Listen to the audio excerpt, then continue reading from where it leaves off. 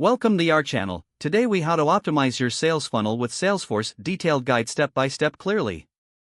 Start by logging into your Salesforce account. Navigate to the Sales Cloud dashboard. Identify the key stages of your current sales funnel. Analyze the data at each stage to determine conversion rates. Utilize Salesforce reports to evaluate lead sources and their performance. Segment your leads based on various criteria such as demographics and behavior. Create custom fields in Salesforce to gather relevant information about leads. Set up automated workflows to nurture leads at different stages. Implement lead scoring to prioritize high-potential prospects. Use Salesforce's campaign management tools to run targeted marketing efforts.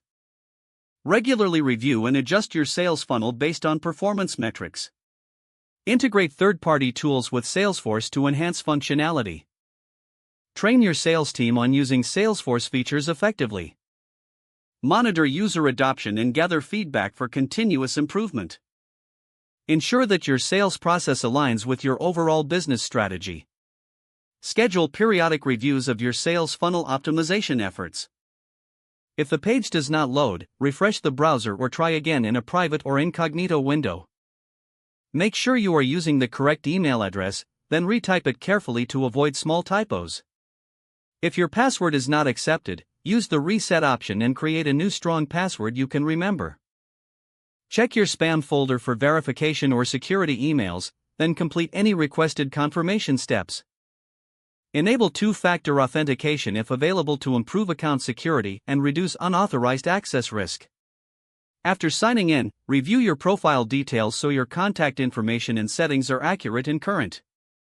If you see an error message, note it down and try again after restarting your device and internet connection. Log out when you finish, especially on shared devices, to keep your account and payment information secure. If the page does not load, refresh the browser or try again in a private or incognito window. Make sure you are using the correct email address, then retype it carefully to avoid small typos.